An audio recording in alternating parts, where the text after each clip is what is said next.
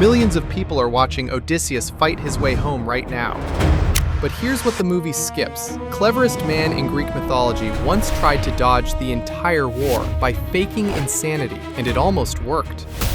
This is who Odysseus was before Troy. 5 facts. All true, all Homer.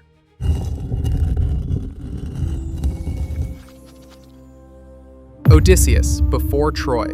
Start with the wildest one. When Greece went to war over Helen, Odysseus didn't want to go. He had a newborn son, and a prophecy had warned him, go to Troy and you won't see home for 20 years. So he faked madness.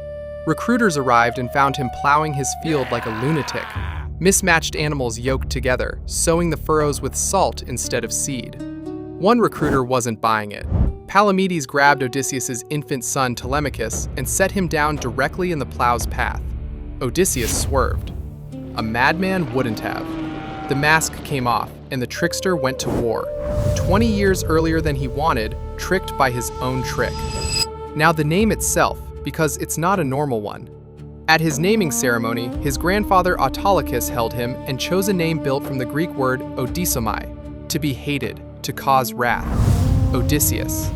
Roughly, the man they'll be angry at. His own grandfather predicted, at birth, that this kid was going to make the world furious with him. He wasn't wrong. That grandfather wasn't just cynical. He was the single greatest thief in Greece, and his father was Hermes, god of liars and thieves, who gave Autolycus the power to steal anything and disguise it so the owner could never identify it again. So the cunning that blinds a Cyclops and ends a 10-year siege isn't random. It's 3 generations downstream from the god of deception himself. As a teenager, visiting that same grandfather, Odysseus was gored in the leg by a wild boar on a hunt. He killed it, survived, and carried the scar for life. Remember that scar, because 2 decades later, at the very end of this story, a disguised Odysseus finally makes it home, and an old servant washing his feet feels that exact scar and realizes who he is. Homer plants the proof 20 years before he needs it. Last one, and it's the biggest. Before he even met his own wife, Odysseus solved a diplomatic crisis. Dozens of armed kings were competing for Helen of Sparta, and whoever lost was going to start a war on the spot. Odysseus proposed a fix. Make every suitor swear to defend whoever won her against any future threat. It worked. Menelaus won Helen peacefully. And in exchange, Odysseus got help winning the wife he actually wanted, Penelope. Brilliant fix.